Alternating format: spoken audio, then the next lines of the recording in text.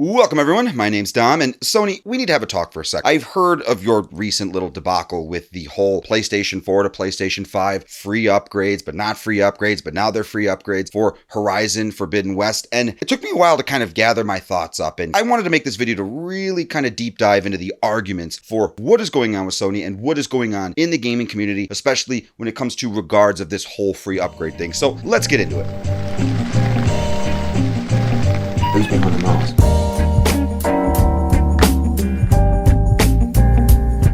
Okay, so as I said in the intro, right, Sony effectively had said that there was not going to be any free upgrades for Horizon Forbidden West from PlayStation 4 to PlayStation 5. And then there was a bunch of outlash or whatever happened, and then Sony quickly flipped on that one and then went up to say free upgrades for that game, but future games, no more free upgrades. And then it got me thinking, from the perspective of Sony, it's like eventually we're going to have to stop doing free upgrades. Making PlayStation 5 games is more expensive than making PlayStation 4 games, and be it $10 or $20 or whatever it is, eventually the PlayStation 4 is going to be old and the PlayStation 5 is going to be the mainstream, just like every single console, and everyone's going to have it. But therein lies kind of the core of this whole video and this whole argument, which is I haven't heard anything about you doing anything about the scalper issue. And I've done a few videos on this channel about scalpers, of which I still say to them, go yourselves. There's no argument you can make amongst all the stupid ass comments that you've left, but if you want to hear me ramble on about scalpers, go check out some of those other videos. My problem is, Sony, you're worrying about this whole free upgrade thing, which you started, and that's a nice thing to do. It's definitely nice to be able to buy some games, and then eventually, oh yeah, now I get a PlayStation 5, so oh sweet, all that stuff comes over. Super awesome, you didn't have to do that. Here's my problem. You're sitting here talking about free upgrades when there's only one thing that you need to be concerning yourself with, and that is dealing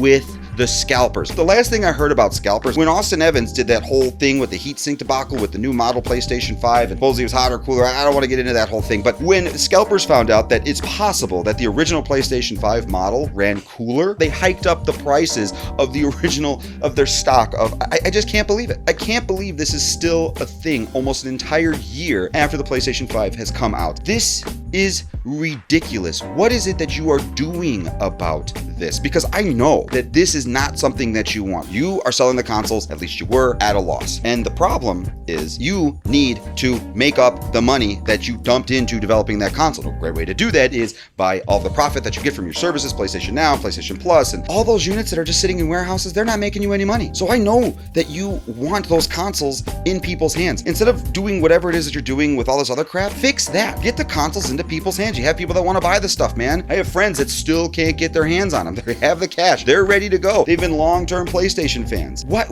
is this anti-consumer thing? Sony has this really weird, bad habit of doing something really great and then something really awful right alongside it. So Steam started with returning games, and I really enjoy the way that Steam does it. And then the other companies followed suit. But Sony and Nintendo, they have like the worst. If you buy a game digitally and you download even one bit, one or zero of that code to your console, you're completely ineligible for return. There are just so many anti-consumer things that Sony does. Look, people like PlayStation, but do right by them. And it's gonna start by getting the damn thing in their hands. This is craziness that we are still addressing this, that I still have to make videos about this whole scalping thing. This recent thing just reminds me of the fact that this is still an issue, and there are so many different security checks you guys implement to make sure that games aren't getting pirated and all this other crap that you guys are constantly doing to protect the games, protect the IPs, make sure no one's stealing anything, make sure no one's taking advantage, make sure this, make sure that. You can't stop a dude from being able to buy 1,000 consoles. I'm sure we've all heard, or some of us I'm sure have heard about that 16-year-old or whatever it was that made whatever it was, like $2 million, right? His net profits were like 6 figures or something like that, but it's not the point. And the reality is that there's nothing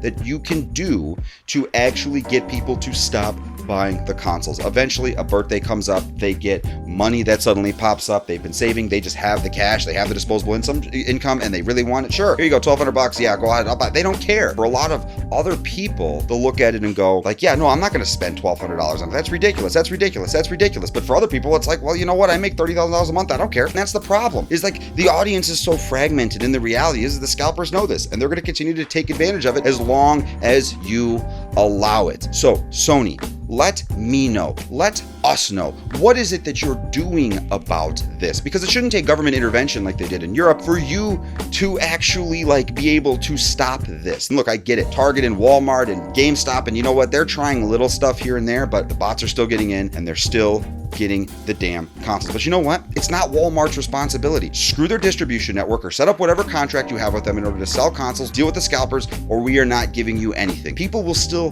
buy the stuff. Run it all through the PlayStation website, for God's sakes. Pay Bezos a bunch of money to host the damn website and all of his servers that he has all around the world. Netflix frickin' does it. And just run the do the sales right from there. If you know who you're sending them to, it's gonna be really, really hard for scalpers to be able to do this stuff. Or make it so you have to do in-store pickup, something. There are so many ideas I've heard from so many people about just different ways to address this. And while you will never be able to stop scalping perfectly, you can at least stop it enough to where these discussions about people not being able to get game consoles, like, oh yeah, we're gonna stop free upgrades, but it's like nobody has the consoles. It just doesn't make any sense. I don't even know how else to phrase it. People don't have the PlayStation 5. There's no transitional period. The new generation hasn't even started yet. For God's sakes, not even any games. Most of the time, these consoles, they're playing PlayStation 4 games. They're playing last generation games on new generation hardware. There's definitely always that transitional period, right? There's always going to be a period of no games. But I don't remember it ever being like this before. This feels flat. This feels empty. And even if you have PlayStation 5 games, there's no PlayStation 5 gamers to play with. Look, I'm being hyperbolic there and exaggerating a little bit, but still, the premise is the idea behind the free upgrades. While you're waiting to get a PlayStation 5, be it because you're saving up the money, in a world without scalpers, which I still say they can go themselves, in that beautiful, wonderful, no scalper world. Imagine like, oh yeah, it's like, okay, I'm saving up to get my PlayStation 5. Maybe just they're sold out because actual people are buying them. So eventually you get it. And then during that whole transition, you're picking up games. And eventually it's like, oh, PlayStation 5, cool, I'm in. Now it's like, oh yeah, here's your free upgrades, right? That's the idea. But nobody can get to that state because of the damn scalpers. So I want this video to be an opportunity to hear. I know it's probably never going to get to you, and I know you're never going to watch it, but if you do, give us some transparency as far as what is going on in the background. It's not going to hurt anything or anyone if you just say, we're going to be trying to implement this to deal with scalpers this way, or we are trying to do this, or we are trying to do that to do right